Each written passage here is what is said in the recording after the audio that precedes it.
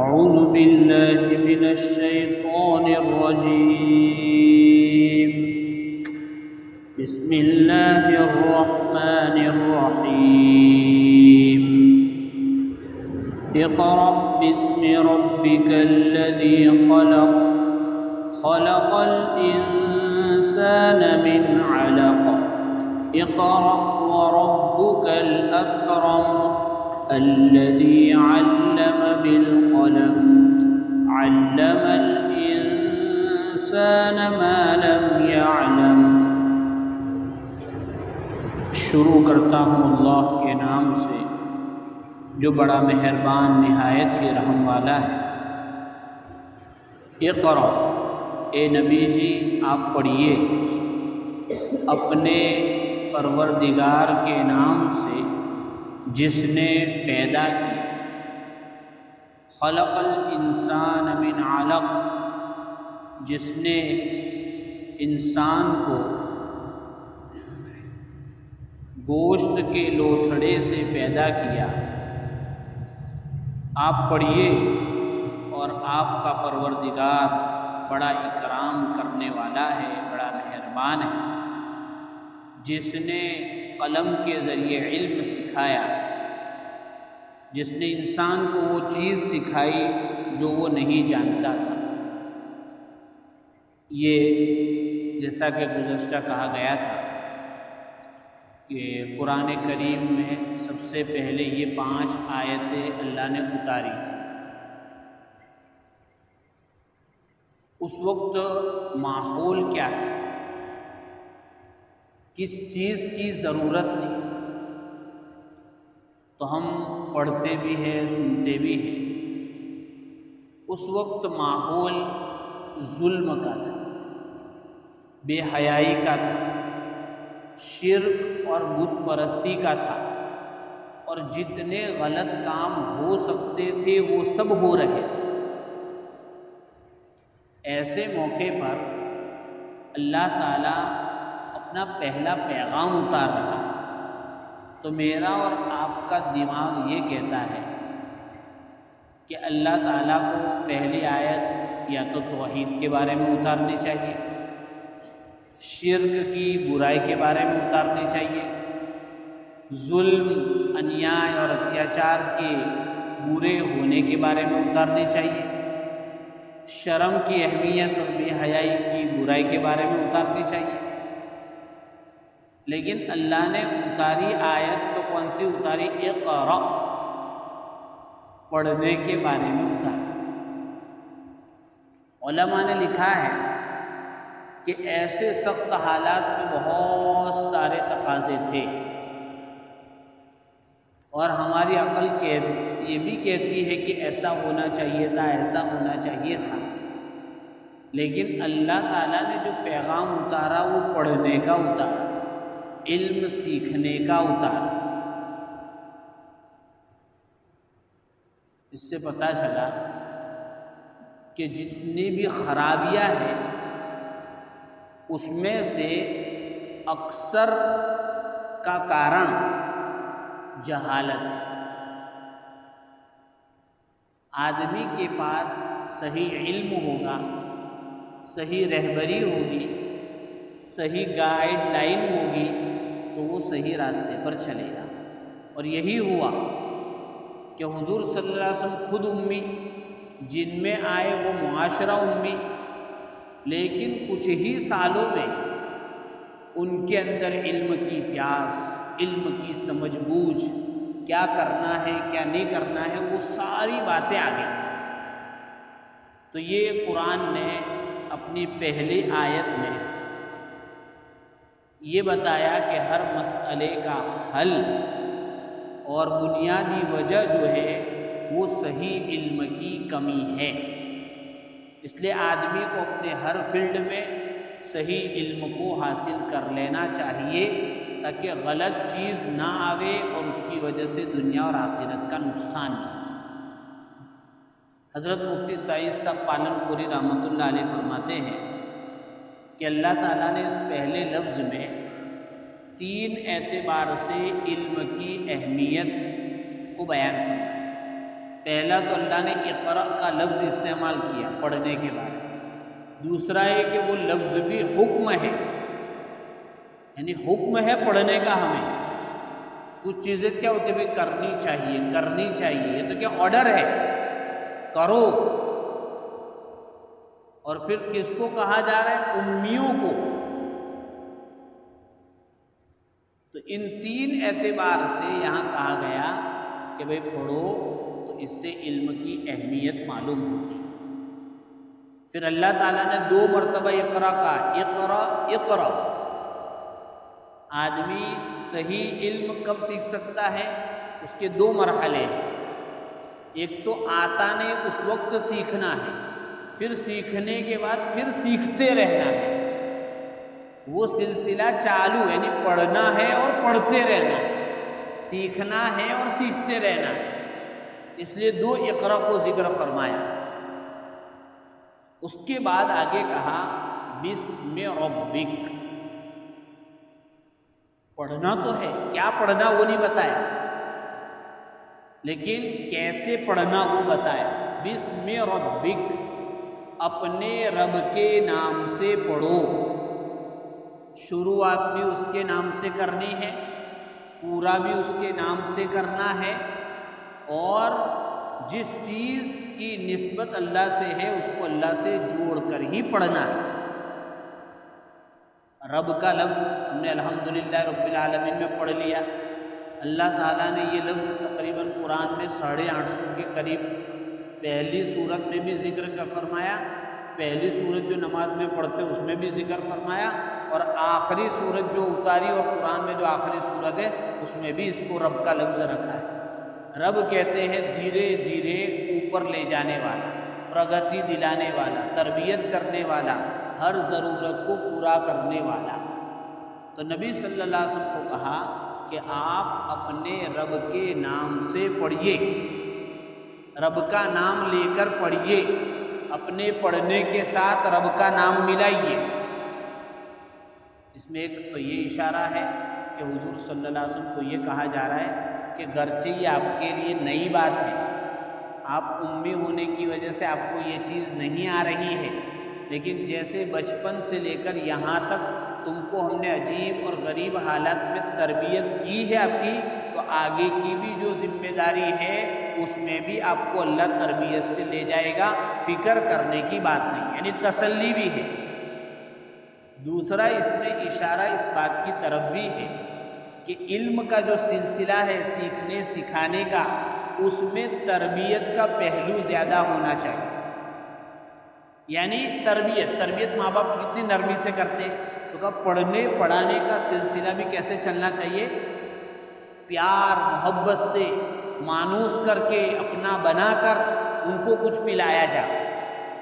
اقرأ بسم ربک الذی خلق۔ اس کے بعد اللہ نے آگے فرمایا خلق، کہ رب کا نام لے کر پڑھنے کو کہا۔ جس علم میں یا جس فیلڈ میں کوئی کام کیا گیا اور رب کا نام الگ کر دیا تو پھر اس کو پہلے تو علم نہیں کہیں گے، دوسرا یہ کہ وہ جتنا بھی عہدہ منصب ڈگری ہے وہ آدمی کو صحیح جگہ کے بجائے دوسری جگہ لے جائے۔ اس لیے آپ دیکھتے ہیں کہ دنیا میں کئی یونیورسٹیاں ہیں، کئی اسکول ہیں، اور ایجوکیشن کے کئی ڈپارٹمنٹ ہیں، اور روزانہ ہر سال کئی ڈگری لوگ یعنی ڈگریاں حاصل کر رہے ہیں، لیکن آپ دیکھ رہے ہیں کہ ملک کے کرپشن کو بڑھانے میں سب سے آگے یہی لوگ ہیں۔ کیا ہوا کہ رب کا نام نہیں ملا ہوا ہے۔ جس علم کے ساتھ رب کا نام نہیں ملے گا وہ نجات کے بجائے ہلاکت کا ذریعہ خود کے لیے بھی اوروں کے لیے بھی بنے گا۔ اس لیے ہمیں پہلے دن سے کہا کہ تمہارا سیکھنے کا سلسلہ رب کے نام کے ساتھ ہونا چاہیے، اللہ کی نسبت کے ساتھ ہونا چاہیے، کہیں بھی ہو اپنے رب کو پہچاننا ہے۔ اس لیے جن لوگوں نے آپ دیکھیں کہ کئی لوگ کتنے سائنسداں ہیں، کتنی تحقیقات کر دی، اندر سے باہر سے اوپر کیا کیا نکال دیا، لیکن ان کے رب کا نام نہیں ملا تو ابھی تک وہ ٹامک تو یہی مار رہے، یعنی زمین میں، آسمان میں، پانی میں، ونسپتی میں، ہر چیز میں عجیب اور غریب قدرت ان کو دکھ رہی ہے، لیکن اللہ نہیں دکھ رہا ہے، چونکہ رب کا نام نہیں ملا ہے۔ اس لیے ہماری اسکول ہو یا ہمارا مدرسہ ہو یا ہمارا ٹیوشن کلاس ہو، جو بھی ہو، ہم اگر بچوں کو پڑھاتے ہیں یا ہم پڑھتے ہیں، بہرحال ہمیں اللہ کے نام کے ساتھ۔ اس کے بعد آگے کہا الذی خلق، وہ رب کیسا ہے؟ جس نے پیدا کیا۔ قرآن کی پہلی آیت ہے، اور رب کے بعد جو لفظ لا رہے خلق کا لفظ لا رہے کہ کس رب کے نام سے پڑھنا ہے؟ تاکہ جس نے سب کچھ بنایا، جس نے سب کچھ بنایا۔ خلق کا لفظ اللہ نے اس لیے استعمال فرمایا، علماء فرماتے ہیں کہ مجھے اور آپ کو جتنی بھی نعمتیں ملی ہے، اس میں سب سے پہلی نعمت کیا ملی ہے؟ پیدائش۔ ارے پیدا ہوئے، اس کے بعد سب ہوا نا۔ اللہ مجھے اور آپ کو دنیا میں نہیں لاتا تو جتنی بھی نعمتیں میرے اور آپ کے پاس ہوتی، تو سب سے پہلی نعمت یہ ہے، سب سے بڑا انعام یہ ہے کہ اس نے پیدا کیا، اس نے ہمیں مخلوق بنایا اور وہ خود خالق بنا۔ سب سے پہلی بات، سب سے پہلا انعام یہی ہے میرے اور آپ کے اوپر کہ اس نے مجھے اور آپ کو پیدا کیا۔ اور پھر جب ہم خلق ہیں تو جتنی بھی پیدائش کی چیزیں ہیں، جتنی بھی چیزیں دیکھیں گے تو خالق کو پہچاننے میں دیر نہیں لگے گی، خالق کو پہچاننے میں۔ اور چونکہ مجھے اور آپ کو پیدا کرنے کا مقصد قرآن میں کیا بیان کیا؟ وَمَا خَلَقْتُ الْجِنَّ وَالْإِنسَ إِلَّا لِيَعْبُدُونَ، کہ ہم نے انسان اور جنات کو اپنی عبادت کے لیے پیدا کیا ہے۔ اور آدمی عبادت کب کرے گا؟ جب پہچانے گا۔ تو پہلی صفت اور پہلا انعام فرمایا کہ ہم نے تم کو پیدا کیا ہے۔ جب ہم خالق کو پہچان لیں گے تب اپنے مقصد میں کامیاب۔ پیدا کرنا کس کو؟ یہ لفظ بھی قرآن میں اللہ نے خالق کا لفظ 9 مرتبہ، اور دوسرے خلق سے جو لفظ آئے ہیں اس کے الگ الگ ورژن جو آئے ہیں وہ تقریباً 200 سے زائد مرتبہ یہ لفظ آیا۔ خلق کس کو کہتے ہیں؟ بغیر نمونے کے، کچھ بھی نہ ہو اس سے کچھ بنانا، بغیر نمونے کے، کچھ بھی نہ ہو اس سے کچھ بنانا، کچھ ہو اس سے کچھ بنانا، اس کو تو صنعت کہتے ہیں، کاریگری۔ وہ تو دنیا میں سب کرتے ہیں، 2 چیزیں ملا کے تیسری چیز بنا دی، اس کو صناعی کہتے ہیں، صنعت کہتے ہیں، کاریگری کہتے ہیں۔ لیکن خالق اور خلق کس کو کہتے ہیں؟ کچھ بھی نہ ہو، اس کا کوئی نمونہ نہ ہو، اس کا کوئی مٹیریل نہ ہو، اور سب کچھ بنا کے خود بناوے، اس کو کہتے ہیں خالق۔ کچھ نہیں تھا اور بنا دیا، نہ ہونے سے ہونا کر دیا، اس کو کہتے ہیں خالق۔ اس کو خالق کہتے ہیں۔ اسی لیے اللہ تعالیٰ نے قرآن میں یہ سوال کیا میرے اور آپ سے کہ هل من خالق غیر اللہ، اللہ پوچھ رہے کہ کیا اللہ کے علاوہ کوئی خالق ہے؟ اس کا جواب کیا ہوگا؟ بولو، کوئی نہیں ہے، چونکہ آج تک کوئی ایسا آیا نہیں ہے اور آ سکتا نہیں ہے۔ جو بھی آیا ہے اس کے بھیجنے سے آیا ہے، اس لیے وہ خالق ہو ہی نہیں سکتا۔ تو خالق تو کون ہے؟ صرف اور صرف اللہ کی ذات ہے، کوئی خالق نہیں۔ کاریگر تو بہت سارے ہوں گے، خالق صرف اور صرف ایک اللہ ہے۔ دنیا پوری مل کے پانی کا ایک قطرہ نہیں بنا سکتی، پانی کے قطروں سے بہت کچھ بنا سکتی ہے اللہ کے دی ہوئی صلاحیت سے، لیکن ایک پانی کا قطرہ نہیں بنا سکتی دنیا۔ تو یہ خالق۔ اور پھر اللہ نے کیا کیا ہے؟ تو اللہ دوسری آیت میں کہتا ہے اللہ خالق کل شیء، ہر چیز کا خالق اللہ، ہر چیز کا خالق اللہ ہے، اللہ کے علاوہ کسی نے نہیں بنایا۔ اب اللہ نے کیا کیا بنایا؟ اللہ نے زمین بنائی۔ کیسی زمین؟ آپ قرآن کھول کے دیکھیں تو پتہ چلے گا، ہم چلتے ہیں تو دھس نہیں جاتے، عمارت بناتے ہیں تو اندر نہیں چلی جاتی، اور کھیتی کے لیے کھودنا ہو تو پتھر نہیں بن جاتی۔ نہ اتنی نرم کہ چلنا مشکل، نہ اتنی سخت کہ نہ گھر بن سکے نہ کھیتی ہو سکے۔ پھر اسی زمین کے الگ الگ حصوں میں ایک جگہ کھیتی ہو رہی ہے، ایک جگہ نہیں ہو رہی ہے، ایک ہی حصے میں پانی ایک، کھاد ایک، کھیتی کرنے والا ایک، لیکن بناوٹ سب الگ الگ ہے۔ تو زمین میں اللہ نے عجیب اور غریب قدرت رکھی اپنی، ایک الگ ٹاپک ہے۔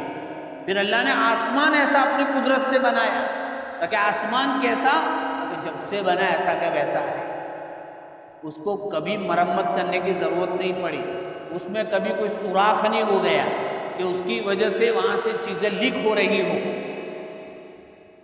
ایسا چھت بنایا، دنیا کی ہر عمارت کو ایک مدت کے بعد توڑ دینا پڑتا ہے یا وہ ٹوٹ جاتی ہے، لیکن اللہ نے ایسا آسمان بنایا، یہ اس کی خالقیت کی ایک نشانی ہے۔ پھر اس کے علاوہ جانور بنایا ہماری ضرورت کے لیے، یعنی پہلے ہمارے آنے سے پہلے ہماری ضروریات کا انتظام کیا۔ وَإِنَّ لَكُمْ فِي الْأَنْعَامِ، جانوروں کو بھی اللہ ہی نے پیدا کیا اور اس سے ہماری ضرورتوں کو وابستہ کیا۔ تو یہ ساری کی ساری چیزیں اللہ کے خالق ہونے کی نشانی ہے، اور اللہ نے ہماری ضرورت کے لیے ساری چیزیں بنائی۔ اب اس کے بعد آگے اللہ فرما رہا ہے خلق الانسان، ساری چیزیں بنائی لیکن خاص طور پہ انسان کو بنایا۔ انسان کے ذکر کو الگ کیا۔ کیوں الگ کیا؟ جبکہ ہر چیز میں انسان بھی آ گیا کہ نہیں آ گیا؟ میں اور آپ بھی ایک چیز ہے، تو ہر چیز کا خالق وہ ہے، تو ہم خلق میں آ گئے، پھر بھی اللہ کہہ رہے ہیں خلق الانسان، ہم نے انسانیت کو ایک خاص انداز میں بنایا۔ الگ سے بیان کرنے کا مطلب یہ ہے کہ ساری کائنات تو انسان کے لیے بنائی ہے، لیکن انسان کائنات کے لیے نہیں بنایا، اس لیے میں اور آپ نہیں ہوں گے تو کائنات تو رہ سکتی ہے۔ میں اور آپ نہ ہو تو پیڑ پودوں کو کوئی پرابلم نہیں، لیکن پیڑ پودے نہ ہو تو مجھے اور آپ کو پرابلم ہو سکتا ہے آکسیجن کا، جانور نہ ہو تو غذائیت کا پرابلم ہو سکتا ہے، بارش نہ ہو تو کھانے کا پرابلم ہو سکتا ہے، ارے ہو سکتا ہے نہیں، لیکن میں نہ ہو تو بارش کو کوئی لینا دینا نہیں۔ تو اصل ہم ہیں، اس لیے ساری چیزیں اللہ نے ہمارے آنے سے پہلے بنا دی، ہوا کا، آکسیجن کا، یہ سارا انتظام کیا۔ اس نے کہا انسان کسی اور کے لیے بنایا گیا ہے۔ کس کے لیے بنایا ہے؟ انسان اپنے خالق کے لیے بنا ہے۔ انسان انسانیت کے لیے نہیں بنا ہے، انسان خالق کے لیے بنا ہے تاکہ وہ اللہ کی عبادت کرے۔ اب اللہ نے انسان کو کیسے بنایا؟ تو قرآن کہہ رہا ہے من علق، یہاں تو بہت شارٹ کٹ میں بات کر دی، لیکن قرآن کی دوسری جگہوں میں فرمایا کہ ہم نے 5 مرحلوں میں اس کو بنایا۔ آدم علیہ السلام کو تو مٹی سے بنایا، ایک وہ خاکہ بنا کر اللہ نے اس میں روح ڈالی، اور آدم علیہ السلام اللہ کی قدرت سے پیدا ہو گئے، تیار ہو گئے۔ لیکن میں اور آپ جو ہے دنیا کے سارے انسان جو قیامت تک آئیں گے وہ کیسے بنے ہیں؟ تاکہ مٹی وغیرہ سے غذا بنی، غذا ماں باپ کے پیٹ میں گئی، اس سے خون بنا، اور خون سے مادہ بنا۔ تو نطفہ پہلا مرحلہ ہے، منی کا قطرہ، وہ باپ کے واسطے سے ماں کے وہاں گیا، میاں بیوی کا آپس میں یہ ٹرانسفر ہوا۔ اس کے بعد دوسرا مرحلہ کون سا ہوا کہ وہ دھیرے دھیرے 40 دن کے بعد گوشت کا لوتھڑا بنا، اور اس کے بعد گوشت کا وہ ٹکڑا بنا۔ پھر اللہ تعالیٰ نے اس کے ذریعے ہڈیاں بنائی اور ہڈیوں پر گوشت کا کور لگا دیا، اور اس کے بعد اپنی قدرت سے اس میں روح ڈالی اور انسان تیار ہو گیا۔ یہ انسان کو اس طرح بنایا ہے۔ دنیا کچھ اور کہہ رہی ہے، اللہ قرآن میں جو کہہ رہا ہے وہی صحیح ہے۔ آج کی سائنس بھی یہ کہہ رہی ہے کہ قرآن نے جو چیز آج سے 1434 سال پہلے ذکر کی ہے، 44 سال پہلے جو بات ذکر کی ہے، وہ تو ہم آج ریسرچ سے ثابت کر رہے ہیں۔ ایک مجلس لگی تھی تو ایک عالم نے انسانی پیدائش کا جو قرآنی ترتیب ہے وہ بیان کی، تو ایک سائنٹسٹ کھڑا ہوا کہ یہ کون سی کتاب سے تھا؟ کہ قرآن سے۔ تو ہو ہی نہیں سکتا، سائنس تو آج پہنچی ہے، پھر کیسے تم کہہ رہے ہو قرآن میں؟ تو ان کو ترجمہ بتایا، تاکہ ترجمے سے ہو سکتا ہے کہ تم لوگوں نے ملا دیا ہو، تاکہ میں ترجمہ کو نہیں مان۔ تو اس نے عربی سیکھی، عربی سیکھنے کے بعد اس کا ترجمہ پڑھا تھا کہ یار یہی ترجمہ ہو رہا ہے اس کا، تو اور یہ چیز تو اس نے کہا کہ یہ سچی کتاب ہے، کہ اس وقت کوئی آپشن نہیں تھا، کوئی آلات نہیں تھے، کوئی مشینری نہیں تھی. اس وقت قرآن کہہ رہا ہے، دیکھو 1800 صدی 1400 صدی کے بعد آج سائنس کہہ رہی ہے. تو اس لیے قرآن جو کہہ رہا ہے وہ بالکل برحق کہہ رہا ہے. تو اللہ تعالیٰ نے انسان کو، اب یہاں پر من علق، یہ بیچ والا جو مرحلہ ہے اس کو ذکر کر دیا. قرآن ہر جگہ ایک ہی بات پوری نقل نہیں کرتا ہے. خلق الانسان من علق، تو یہ 5 مرحلوں میں بیچ والا سٹیپ تھا، اس کو ذکر کر دیا تاکہ اوپر کے بھی 2 آ گئے، نیچے کے بھی 2 آ گئے، بیچ والا لے لیا. اب انسان کو اللہ نے بنا کر دھیرے دھیرے اس کو آگے بڑھایا. اس کو کچھ علم نہیں تھا، اس کو اللہ نے علم دیا، مختلف شکلیں دی. ہمارا مٹیریل سب کا ایک ہے کہ نہیں بھائی؟ لیکن سب کے چہرے الگ، سب کی آواز الگ، سب کے چلنے کی سٹائل الگ، سب کا فنگر الگ، ساری چیز بنائی. یہ اللہ کی قدرت کی اور اللہ کے خالق ہونے کی نشانی ہے. تو انسان کے اندر بھی خود نشانی ہے. اس لیے قرآن کہتا ہے وَفِي أَنفُسِكُمْ أَفَلَا تُبْصِرُونَ، تجھے آسمان زمین وغیرہ میں غور کرنے کی ضرورت نہیں ہے، تو اپنی ذات میں غور کر. میرے اور آپ کے بدن میں اللہ نے کتنے تک 360 جوڑ بنائے، 5000 حکمتیں، مصلحتیں، منافع پیدا کیے. آنکھ کے بارے میں، کان کے بارے میں، اندر کی رگوں کے بارے میں سائنس کی آج کی تحقیق آپ دیکھیں کہ کتنا پیچیدہ نظام ہے، لیکن اللہ نے 3 اندھیرے میں اکیلے بنا دیا. اس میں کوئی مسٹیک نہیں ہوا. آج تو دن کی لائٹ کے اندر بھی آپریشن میں بھول ہو جاتی ہے. ارے ہوتی نہیں ہوتی، کتنی بھولیں ہو جاتی. چالو دن دہاڑے ڈرائیونگ میں ایکسیڈنٹ ہو رہا ہے، لیکن اللہ تعالیٰ نے 3 اندھیروں میں، چھوٹی سے، ایسا بھی نہیں تھا کہ اس پروجیکٹ کو بنانے کے لیے ایک بڑا میدان تھا. اتنی سی جگہ میں ایسی چیز سے، ایسے اندھیروں میں اگر کوئی چیز بنا سکتا ہے تو وہ اللہ ہی بنا سکتا ہے، اور کوئی نہیں بنا سکتا ہے، اللہ نے بنایا. اس لیے قرآن جب یہ پیدائش کا مرحلہ آتا ہے تو آگے کہا گا فَتَبَارَكَ اللَّهُ أَحْسَنُ الْخَالِقِينَ، کہ وہ ذات بڑی بابرکت ہے اور پیدا کرنے والوں میں، بنانے والوں میں سب سے بہترین ذات اس کی ہے.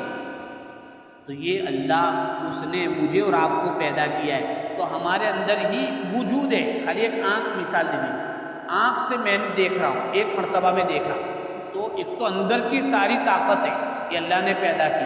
پھر باہر کے دیکھنے کے لیے اللہ نے سورج کو بنایا، ایسا ہوامان بنایا کہ میں دیکھ سکوں. یعنی 1 منٹ میں آدمی آنکھ استعمال کرتا ہے، اس میں کائنات کی ساری چیزیں لگ جاتی ہے. تو ہم دن بھر آنکھ سے کیا کیا کام کرتے ہیں. کبھی لائٹ بل نہیں لیا اللہ نے؟ لیا لائٹ بل آیا کبھی تمہارے میرے آپ کے گھر آیا کہ بھئی اتنا بجلی لگے گی، اتنی کان کا اتنا لگے گا، آنکھ کا اتنا لگے گا؟ نہیں آیا. لیکن ابھی ان چیزوں سے ہم کیا کیا کر رہے ہیں. ان سے تو خالق کو پہچاننا تھا، تو ہم تو اس کے خلاف کام کر رہے ہیں. بہرحال تو یہ اللہ کی صفت خلق کہ اللہ ہی خالق ہے، اس نے اپنی قدرت سے سب کچھ بنایا ہے، سب کچھ بنا رہا ہے. اس لیے میرا اور آپ کا عقیدہ ہونا چاہیے اولاد بھی کون دے گا؟ اولاد دے گا کہ ڈاکٹر؟ اللہ دے گا، ڈاکٹر دے گا؟ کسی کے پاس جائیں گے وہ دے گا کہ اللہ دے گا؟ دعا تو کروانے کی، تعویذ بھی بنوا سکتے ہیں، لیکن بنائے گا کون؟ اولاد کون دے گا؟ ابراہیم علیہ السلام کو اسماعیل علیہ السلام کتنے سال کے بعد ملے؟ جب دونوں ریٹائر ہو گئے تب ملے. تو اللہ نے بتایا میں خالق ہوں، مجھے پیدا، حضرت آدم علیہ السلام کو کسی ماں باپ سے پیدا کیا، تو اللہ نے اپنے خالق ہونے کو بتا دیا کہ میں وجود دینے میں ماں باپ کا بھی محتاج نہیں. عیسیٰ علیہ السلام کو پیدا کر کے بتا دیا کہ میں ماں کا بھی باپ کا بھی محتاج نہیں. آئی کہ نہیں بات؟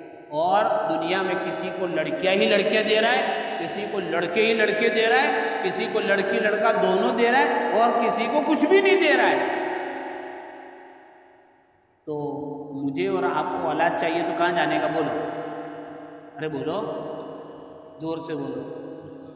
ہاں، حضور پاک صلی اللہ علیہ وسلم اور صحابہ ہجرت کر کے مدینہ گئے، تو 1 سال تک جو مدینہ میں ہجرت کر کے گئے تھے ان کے وہاں لڑکا پیدا نہیں ہوا، لڑکیاں ہی آ رہی تھی.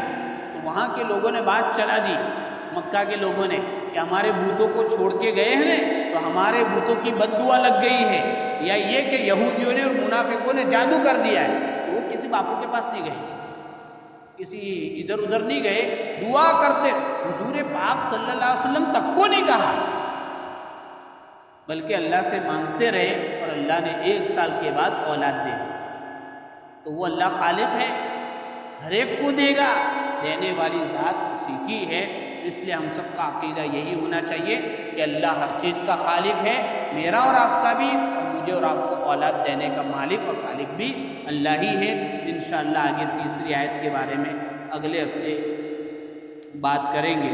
بس ایک شعر سنا دیتا ہوں۔ میری ہستی ہے خود شاہد وجود باری تعالیٰ کی، یعنی میری ذات، ہر انسان کی اپنی ذات گواہ ہے اس بات پر کہ اللہ ہے۔ دلیل ایسی ہے جو عمر بھر رد نہیں ہو سکتی۔